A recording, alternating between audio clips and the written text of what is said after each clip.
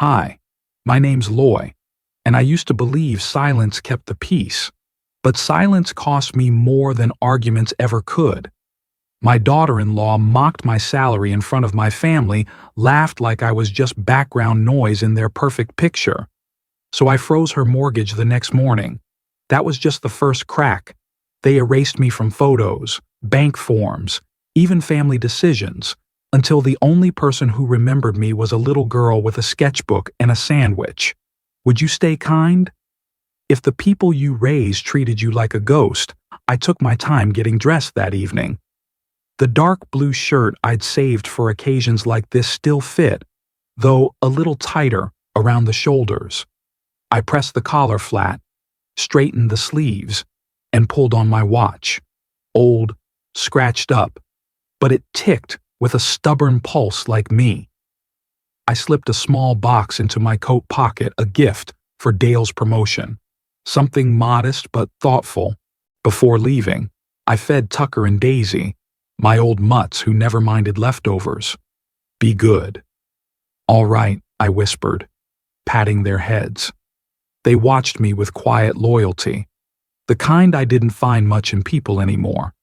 As I locked the front door, I felt a shiver not from the evening chill, but from something else. These family dinners always left a strange taste behind, like I'd eaten something bitter and pretended it was sweet. Dale's house sat in a manicured neighborhood called West Bend Hills. I'd helped with the down payment years ago, back when Dale first married Jolene.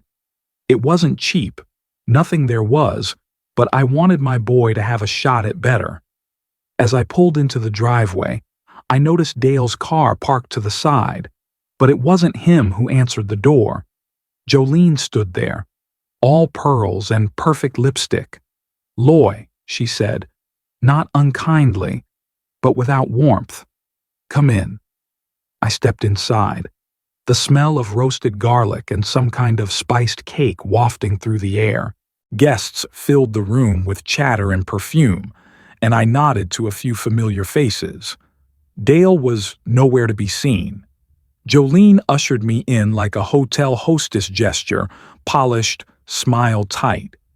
"Your seat's over here," she said, pointing to a chair tucked near the pantry. The table stretched elegantly across the room, lined with polished silver and wine glasses.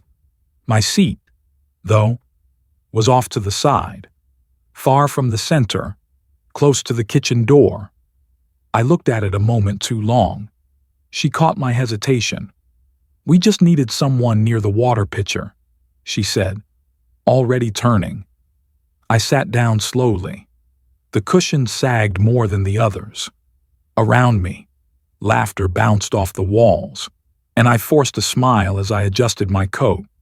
Dale appeared a few minutes later, looking flushed and important. "Hey, Dad," he said, slapping my shoulder. "Glad you made it." He didn't sit beside me. He took the head of the table, next to Jolene. Of course. Dinner began with toasts. Jolene raised her glass and praised Dale's recent promotion, her voice full of admiration and subtle self-congratulation. Guests clinked glasses, offering their congratulations. Then came the introductions. "This is Mr. and Mrs. Fairbanks from Dale's office," Jolene said. "And this," she gestured toward me, "is Dale's father. He used to work with the city, back when computers were punch cards." Right? There was a beat of silence, then polite chuckles. Someone murmured, "Wow, that's going back." I smiled faintly. Yes, back when bridges didn't collapse because the budget got cut. A few more chuckles. Jolene's mouth twitched. I watched the laughter pass me by like a wave. The room turned again to conversations about tech stocks, school admissions, European vacations. I ate slowly, the chicken too salty, or maybe that was just me. I glanced at Dale, who was busy charming his coworkers, nodding along like he belonged in some slick magazine ad. I remembered the nights I stayed late on job sites so he could focus on school, remembered mortgaging our second car to cover his tuition, and now I was background noise to a joke about punch cards. I sank into silence. The room, though loud, felt distant. Someone offered me wine. I declined. As I shifted in my seat, my napkin slid to the floor. I bent forward, but before I could reach it, a small hand picked it up. "Grandpa," Marcy whispered, "do you want to sit closer to me?" She sat 3 chairs down between 2 adults deep in a debate about real estate markets. Her voice was soft, almost lost in the noise. I smiled, touched her hand lightly. "I'm fine, sweetheart. Thank you." She nodded, eyes wide and sincere. That one line held me together more than the rest of the night combined. As dessert was served, I heard Jolene laugh lightly. "It's always charming when retirees give financial advice, isn't it?" she said, stirring her coffee. My hands rested on the table, calloused, wrinkled, but steady. I traced a scar near my knuckle, one I got laying cement in the freezing rain 30 years ago. I didn't flinch. I didn't speak. But I was already gone, already planning something she wouldn't see coming. The morning after the dinner, I sat on my porch with a cup of coffee going cold in my hand. The birds were louder than usual, or maybe it just felt that way because everything inside me had gone still. The porch boards creaked under my heel, a familiar groan that reminded me I was still here, still holding that same polite smile I'd worn all through dinner. But under that smile, something had cracked. Not from shouting. No, they didn't yell. They laughed. And sometimes laughter cuts deeper than silence. Inside. I moved through my morning routine like a man underwater. I cracked 2 eggs, watched the yolks fall apart, fed the dogs, toasted bread and burned it slightly. I didn't care enough to start over. My hands moved, but my mind stayed pinned to one line. "With that salary, you shouldn't even speak." It hadn't come out of Jolene's mouth with malice. That would have been easier to take. It had slipped from her lips like a weather report factual, unbothered, tossed out over her shoulder as she poured another glass of wine. I sat at the table, chewing dry toast, remembering how Dale didn't even blink when she said it. He took a sip from his glass, glanced away like he'd just heard someone discuss the weather. I remembered how no one corrected her. Not Dale. Not anyone. I remembered how Marcy was too young to know when a joke stops being funny. Later that day, I'd gone to pick up a dish towel from the kitchen counter, and that's when I heard it. He gives advice like he's Warren Buffett. With a pension like his, I wouldn't even take restaurant tips. Jolene's voice carried from the dining room like a hot slap across the cheek. I paused mid-reach, half hidden by the kitchen door. I stood there, motionless, towel in hand. The whole table erupted into laughter, and I just stood there, staring at a bottle of olive oil like it held the answer to why I was still in that house. They hadn't known I was there. That made it worse, because that meant they hadn't even cared whether I heard or not. I was a joke at my own son's table, a punchline dressed in a collared shirt and worn shoes. Back home that evening, I found myself sitting in the garage, surrounded by tools I hadn't touched in months. A rusted paint can, half empty, sat in the corner. I stared at it like I might find something inside myself reflected in that layer of hardened gray. I thought about all the things I never said, about the down payment I'd given them when they couldn't qualify on their own, the monthly checks, modest but steady. That helped with their mortgage. The roof repairs I paid for 2 winters ago without a word, just a quiet transfer from one man's pride to another's comfort. I never asked for thanks, never tried to control them, but maybe that was the mistake. Maybe silence had let them rewrite who I was. I had always believed in dignity, in letting your actions speak. But now I realized silence could be twisted, reshaped into permission, and they had shaped me into someone weak, unimportant. The insult didn't burn, it froze. It settled deep into my chest like snow that would never melt. And yet, I didn't feel rage, just something colder, still, resolved. I went to my desk, pulled out the old black ledger I used to balance budgets back when I still worked with the city. The numbers weren't important. The act was. I opened to the last page and wrote, "In clean print mortgage support, final scheduled Friday." It was due in 4 days. I stared at the words a long time. The pen sat in my hand like a judge's gavel, waiting. That night, I didn't sleep much. The dogs stirred beside the bed, their soft breathing the only sound. I turned the ceiling fan on low and let the wind push shadows across the room. At dawn, I walked to the window. The lake shimmered through the mist, the kind of view that once made me feel grateful. This morning, it felt like a page turned. I poured a fresh cup of coffee, stronger this time. Then I sat at the kitchen table, unlocked my phone, and opened the banking app. My thumb hovered over the scheduled payment section. I tapped once, scrolled down, and found it Mortgage Dale Vassler, recurring $1,400, due Friday. I didn't cancel it, but I'd never hovered over that cancel payment button longer in my life. My thumb lingered over the cancel button, the glow from my phone casting a faint shimmer across the table, but I didn't press it. Not yet. Not because I was unsure, no. The decision had been made the moment I heard Jolene's voice drift from the dining room. I just needed to see it in black and white before I cut the cord. So I slid my chair back, walked to the file cabinet in the corner, and opened the drawer that hadn't been touched in years. Buried beneath warranties, appliance manuals, and my Medicare paperwork was the green ledger. I pulled it out like a relic, dust puffing off its spine. It had started 5 years ago, when Dale came to me with a look I hadn't seen since college, eager, desperate, hopeful. "Dad," he'd said, Jolene beside him, her voice sugary and rehearsed. "It's a great opportunity. Starter home in West Bend Hills. We just need a little help with the down payment." I didn't hesitate. I wanted them to have something solid. "All right," I said, "but I want my name on the property. Nothing controlling, just to protect what I'm putting in." Dale nodded, assured me, "Of course, I'll take care of it.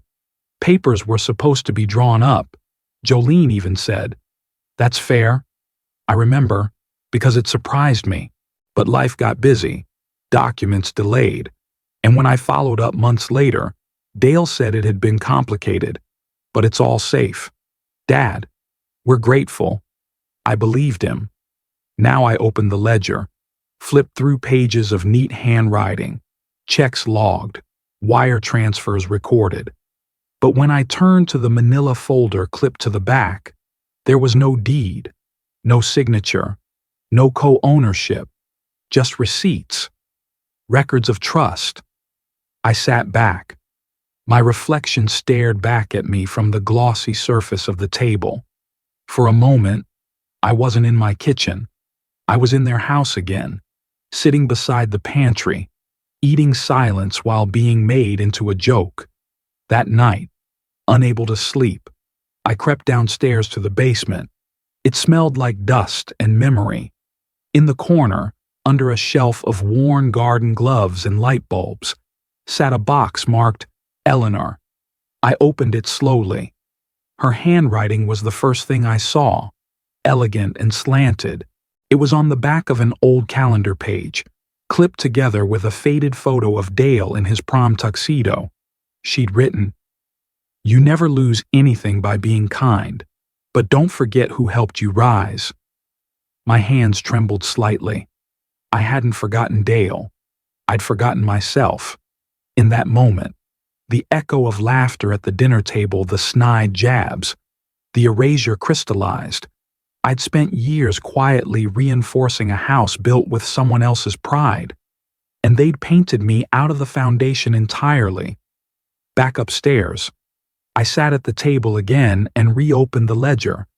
I turned to a fresh page, mortgage support.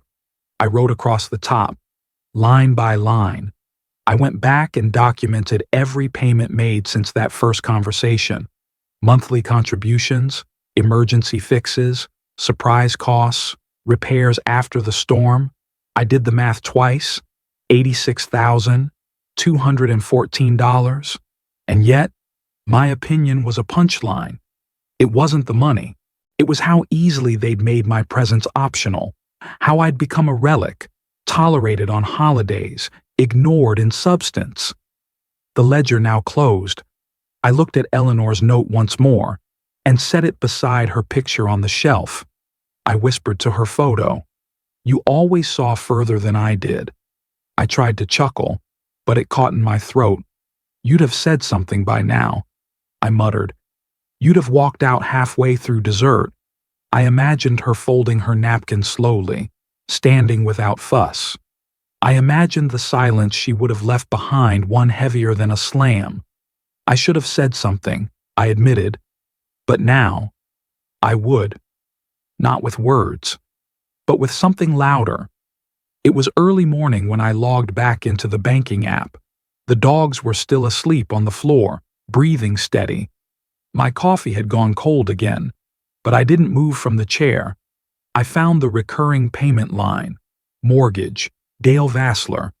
No hesitation this time. Cancel. Moments later, my phone pinged. Subject line: urgent payment error. Notification: I didn't open it. Instead, I opened the desk drawer, pulled out a fresh manila folder, and wrote on the tab with clean, deliberate strokes, things I paid for that they forgot. I didn't answer Dale's first two calls. The third rang longer than usual, as if even the phone line hesitated. There was a pause before the voicemail kicked in, too long, too silent. I picked up. "Dad." His voice sounded tired, like it was fighting to sound composed. "The bank just called. They said the mortgage payment didn't go through." I waited a beat, let the silence stretch before I answered. "Yes," I said. I stopped it. There was nothing for a moment. I could hear him breathe, heavy, disoriented. Why, he asked finally, trying to sound calm but already unraveling. "Because it's time someone learned to pay for what they live in." That was all I said. The rest of the day unfurled, slow but sharp. I recalled every detail from the day before, when I'd driven into town and parked outside Merton Bank. The receptionist offered coffee, but I declined. I asked for Hayes Merton directly, not because he was the branch manager, but because he was the last person who called me Mr. Vassler and still meant it. We sat across from each other as I slid the folder across the desk. "I'd like to move everything," I told him. "New accounts, two-factor authentication, lock down every recurring payment, especially anything linked to the Broderick household." Hayes didn't ask questions. He just nodded. "I'll walk you through it." And just like that, decades of financial umbilical cords were snipped with a few keystrokes and a quiet done. I left with new printouts and the strangest feeling, not regret, not relief, just breath. That afternoon, my phone buzzed again. This time, a text from Jolene. "There must be a mistake. Can we talk?" I didn't answer, but she didn't wait long to follow up with a call. "Loy," she said, her tone smooth, rehearsed. "Hi there. Hope I'm not catching you at a bad time." "You are," I said flatly, not giving her the satisfaction of pleasantries. "Well, we've got guests coming this weekend, and there seems to be some sort of bank error. The mortgage." "This really isn't the time," she continued, cutting herself off with a strained laugh. "We're already overextended. Neither was the dinner." I replied, "You remember the one where you erased me." She went quiet. Then, "Loy, This isn't about I ended the call before she finished. Later that evening, I walked down to the lake. The sun was setting behind the treetops, painting the water in copper and ink. I sat on the old bench Eleanor and I once shared, our names still etched beneath the armrest. I thought about every time I bit my tongue while they joked, every moment Dale brushed past me like I was made of dust, every birthday I attended with a check and a smile, only to be seated near the garbage can, or forgotten entirely in the group photo. It wasn't the money, it was the rewrite, the casual erasure, the way they made me small when I'd built them something big, and I had done enough. I went home, pulled out a note card, and wrote in clean block letters, "You're not the villain for setting a boundary." I pinned it on the fridge, next to a faded picture of Marcy holding a fish she'd caught at the lake last summer. I stared at it, whispered the words aloud, and nodded. That night, I slept through without waking once. No dreams, no clenched fists, just quiet, until morning. When I opened my email, the subject line glared back at me like a flare gun. Urgent, house payment default notification.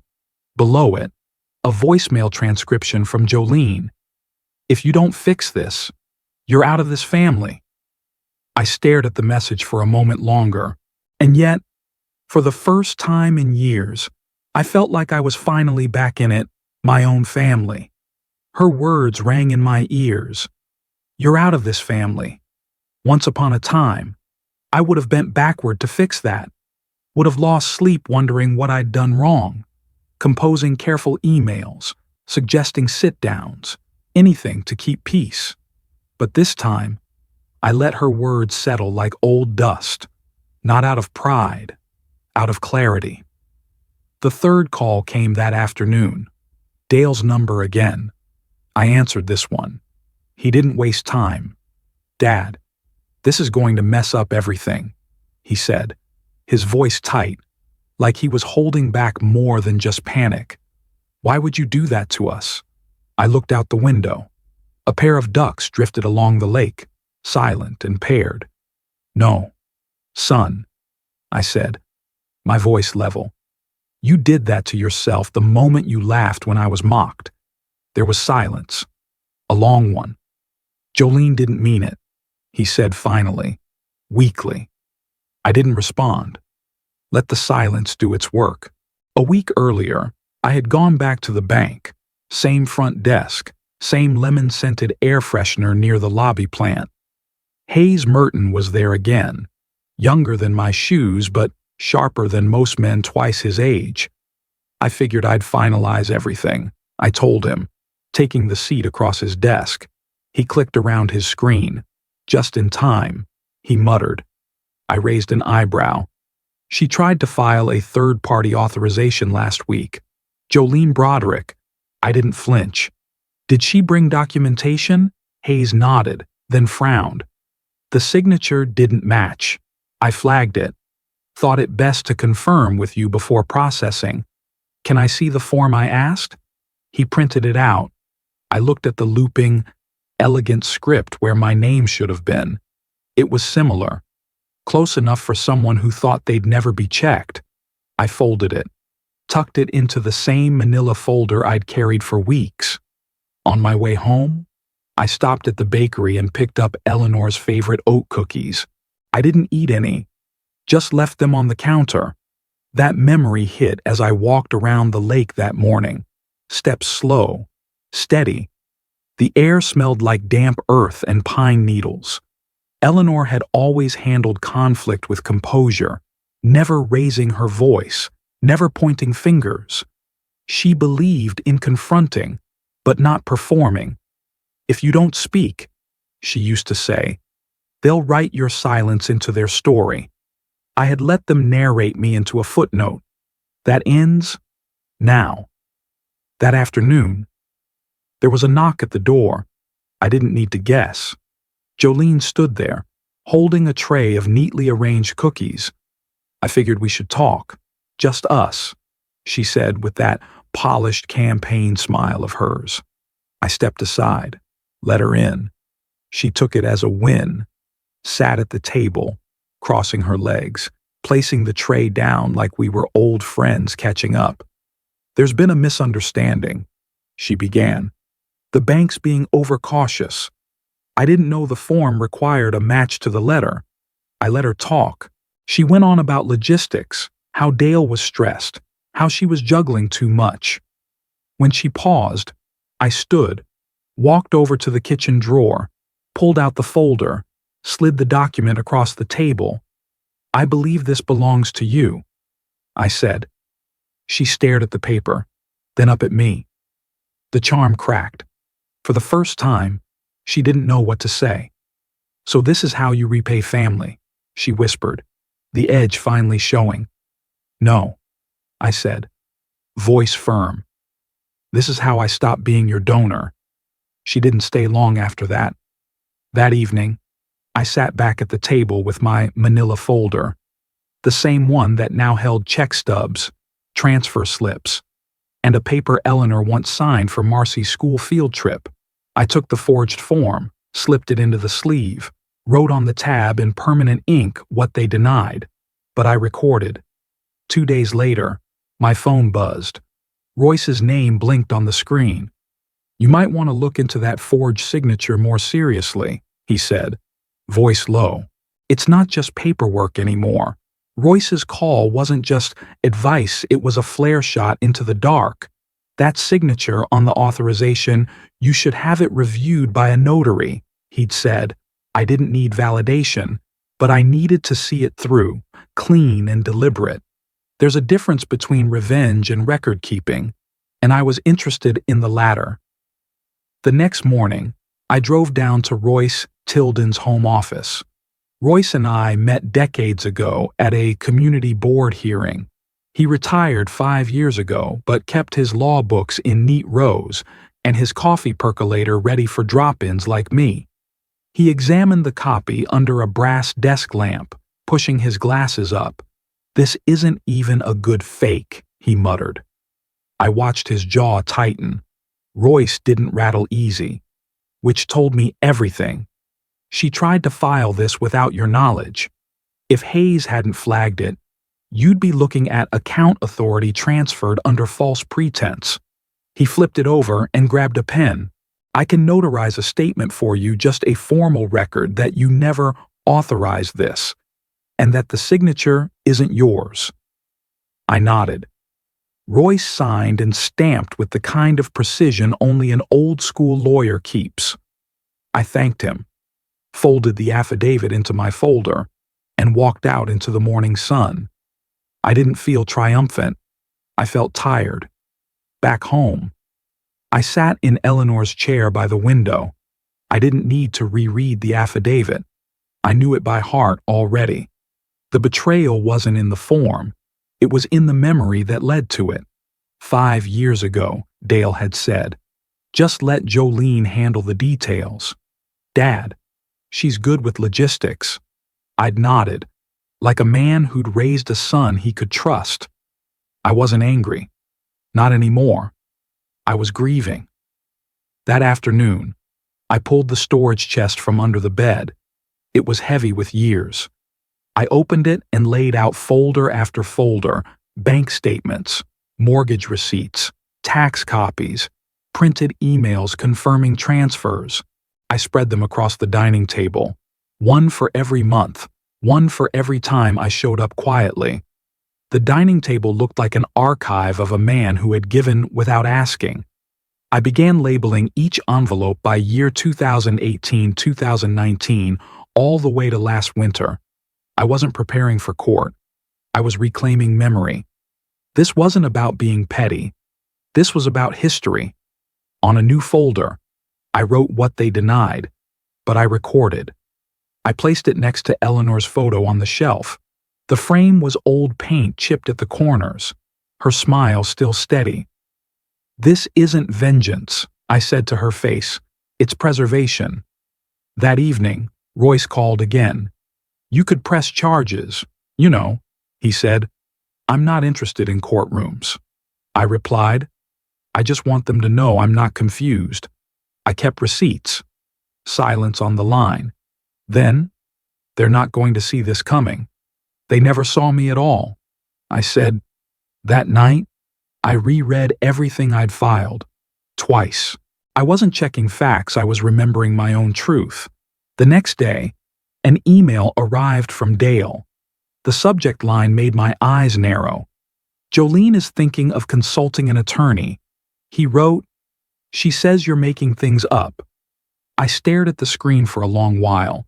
Then I opened my scanner, placed the affidavit on the glass, and hit send. Subject, here's a start.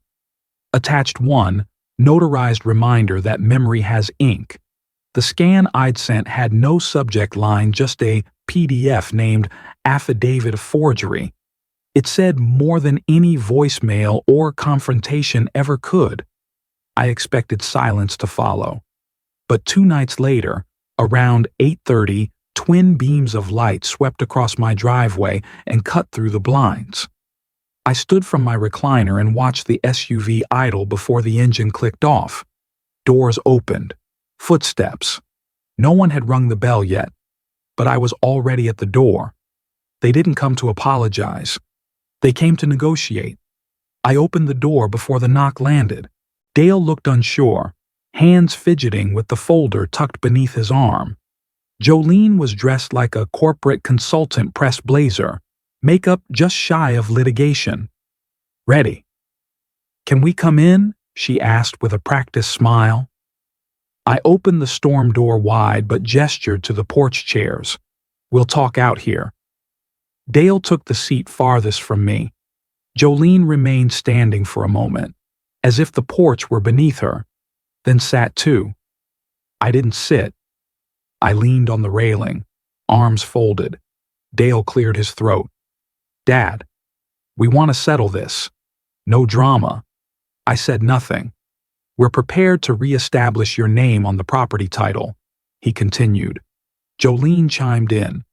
And of course, we'll include you in all decisions moving forward, financial ones included. I raised an eyebrow. Why now? She hesitated. We realize you felt left out. That was never our intent. Dale stared at the floorboards. I held my gaze steady. That your offer, Jolene's veneer cracked for just a second. We can't lose the house, Loy. It's tied to other obligations. Whose obligations? She glanced away. My parents co-signed. If we default, there it was. Not remorse, not reconciliation, just collateral damage control. The porch light buzzed faintly as silence settled. The cicadas in the trees carried more honesty than what sat before me. Then, during a pause, Marcy slipped out from behind Dale. Grandpa, she whispered, hugging me tightly. Jolene didn't stop her. I held her gently, puzzled until I felt her tiny hand slip something into my coat pocket. Later that night, when I pulled out the note, I read it under Eleanor's lamp. Grandpa, I miss you. I tried writing, but Mom says it's too confusing right now. Can we still draw together like we used to? A child's handwriting, clean, unfiltered, not edited by adults worried about optics? Earlier that week, I had swung by Dale's house to pick up an old hardcover I'd lent him years back. No one was home. The front door was open. I'd called out, stepped in. I saw it while walking past the hallway framed neatly on the wall. A family photo. Dale, Jolene, Marcy, and even Jolene's parents. I wasn't in it. No gap in the frame where I might have stood. No hint I'd ever belonged. I handed Jolene a manila envelope. She blinked. Inside the notarized affidavit, years of bank statements, and the scan of the forged signature. This isn't a negotiation, I said evenly. It's documentation. She fumbled to speak. I continued. You don't have to include me in your family photo, but I will not fund the frame. Jolene's smile slid off like wet paint. Dale looked up. His mouth opened halfway, then shut again. They left without another word. Later that night, I took Marcy's folded note and placed it next to Eleanor's photo. For years, that frame had been the centerpiece of our mantel. Tonight, the child's note shared that place. And somehow, the house felt full again. They left my porch 2 nights ago in silence, but I knew better. Silence isn't an ending, it's a warning shot before the second wave. I felt it brewing long before the call came. Dad, can we have a calm conversation Sunday afternoon? At our place, Dale had said, his voice tight, like a man trying to cover the scent of gasoline with flowers. I agreed, not because I expected civility, but because some truths needed fluorescent lighting. I arrived on time, parked on the curb, and walked up the driveway like a man visiting a house he once helped buy but no longer belonged to. Inside, the dining table had been cleared like a boardroom. Jolene and Dale were already seated. Across from them sat Jolene's parents, her father, nodding at me like I was a contractor about to be dismissed. "Thanks for coming," Jolene said, her tone sugar-coated but sharp at the edges. "Let's resolve this like grown-ups," she added, sliding a folder forward. "We've prepared a family recovery plan. I didn't sit." Her mother offered a tight smile. Her father sipped water and avoided my eyes.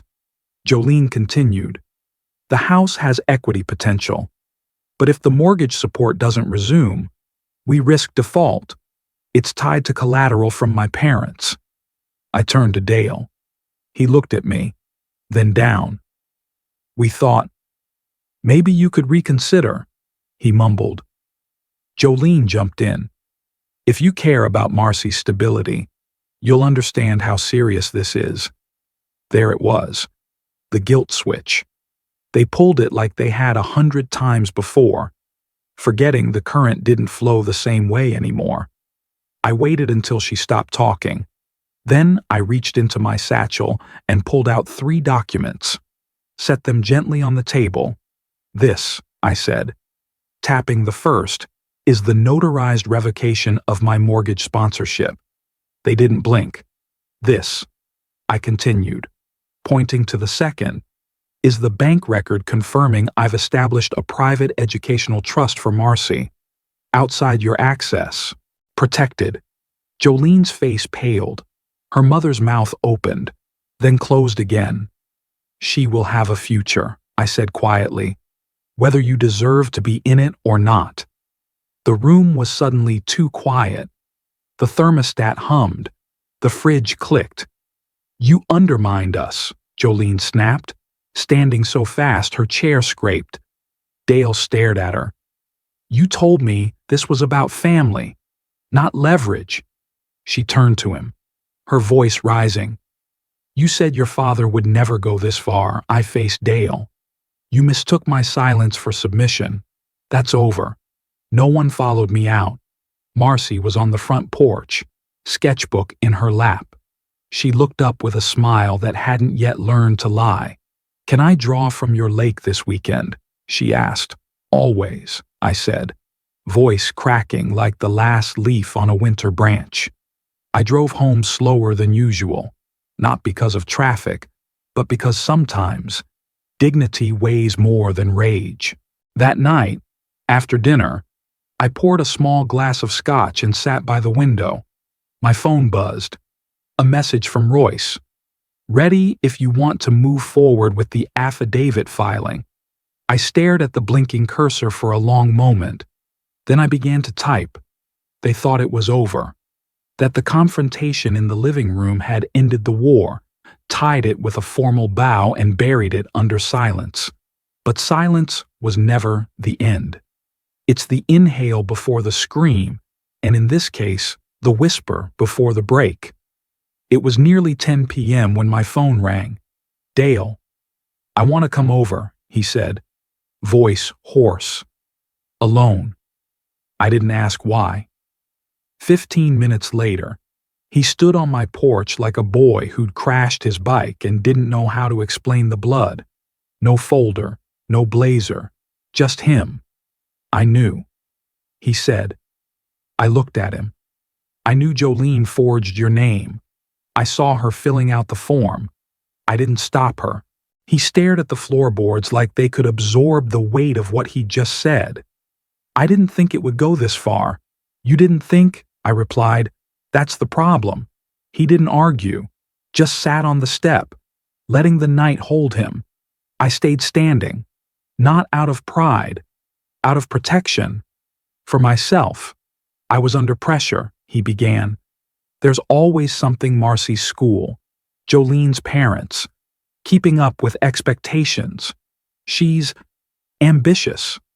You let me be humiliated to protect a woman who mocked me, I said, each word a slow step on gravel. And you call that love? He didn't answer. The next morning, an email pinged. From Jolene. Let's move past the drama. We all made mistakes. I didn't open it. Didn't need to. I right-clicked and hit move to spam. I chose peace, not reconciliation. Peace. Eleanor would have done the same. I told myself. Maybe not so publicly, but she'd have known where to draw the line. She always did. Mid-morning, the mail arrived. Mixed in with the usual flyers and bills was a flat envelope, hand-addressed. Marcy's name in the return corner. Inside was a crayon drawing on thick paper. Me, her, the lake, no house, no parents, just the two of us under a tree with a tire swing. It broke me in the way hope always does, quiet, sudden, and whole. No words, just color and meaning.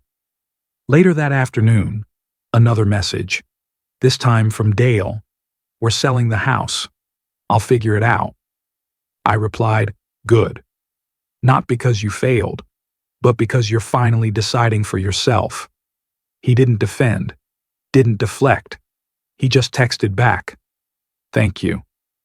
I didn't expect the world to tilt, but it did.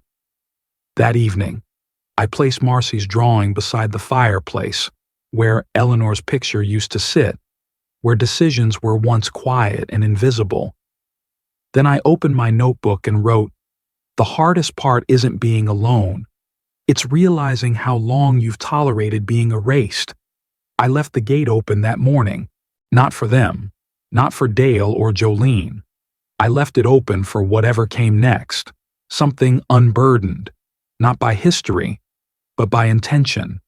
The wind felt different, lighter.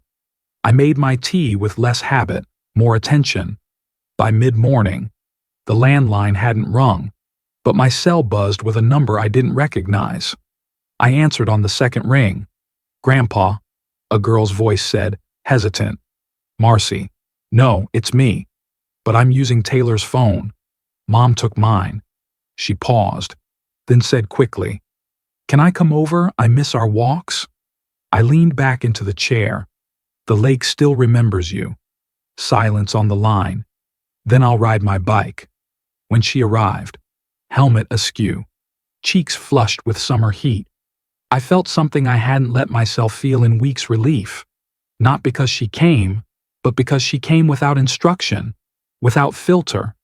We didn't talk about her parents. We talked about the trees, the sky, the osprey we spotted last fall.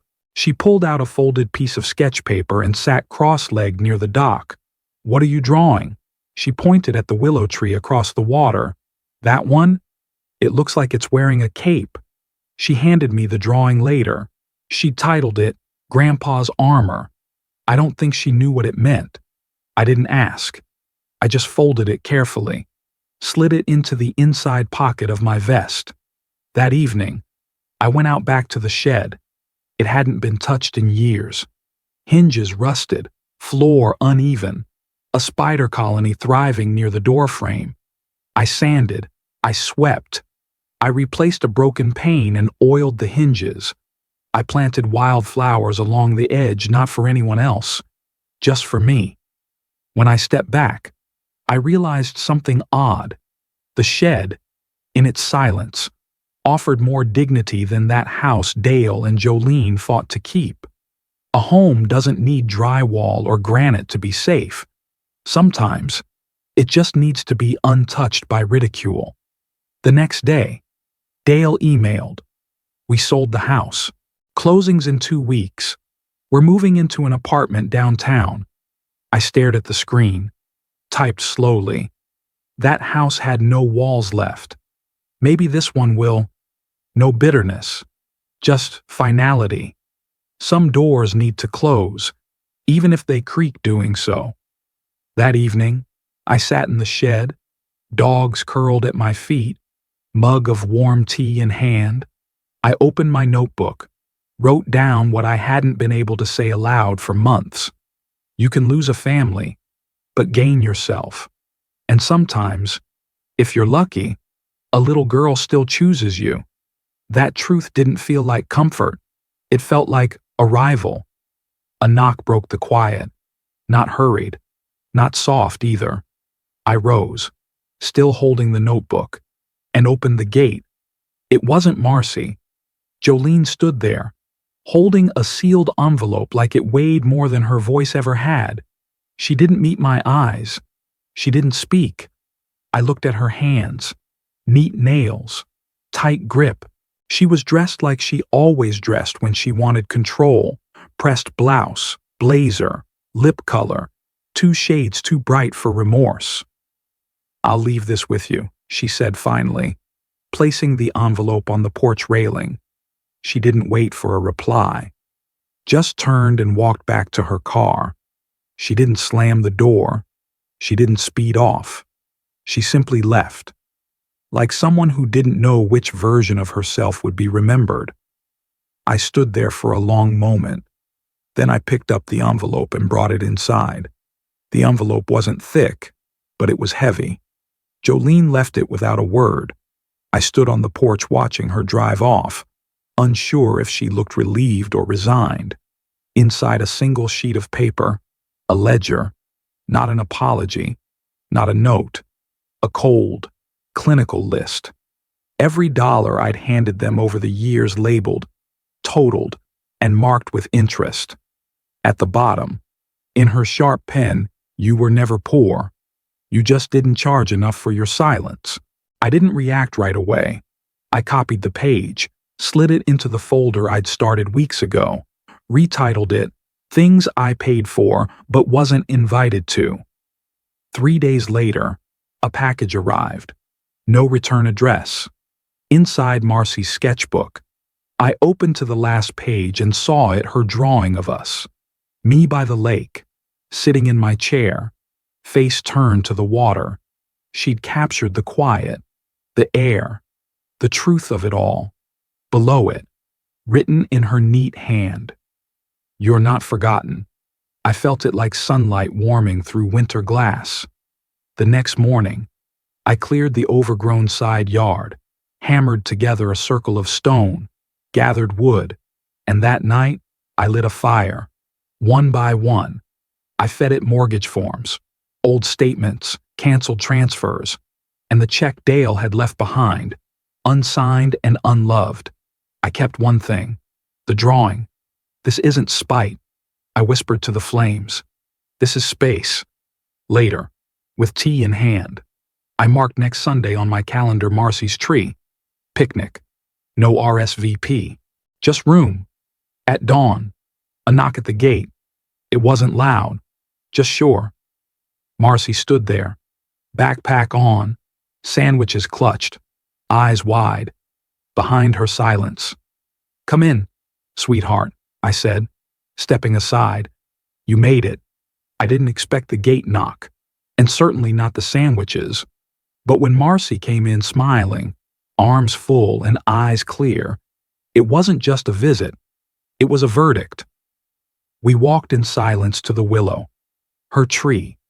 She spread the old blanket like she'd done it 100 times. Out came the sandwiches, PB&J, apple slices, juice boxes. "No phones today," she said. "Just you and me." We ate without rush. A squirrel darted down, snatched a crust, and Marcy laughed, unfiltered, full. That sound alone was worth every sleepless night. After lunch, she pulled out a folded sheet. No envelope, just a page, creased and brave. I wrote this myself. She said, "No one helped." I opened it. It was a child's scrawl, uneven lines and misspelled words, but it held more truth than anything Jolene had ever said. "I know Mom was mean. I heard what she said. I don't agree." My throat tightened. "I want you to come to my recital, even if they say no." I looked up. She wasn't crying, but she wasn't asking permission either. She was stating what she hoped could still be true. "You're brave," I told her. "Braver than most adults I've met."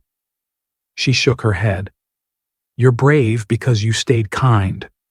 Later, as the sun dipped, we roasted marshmallows behind the house.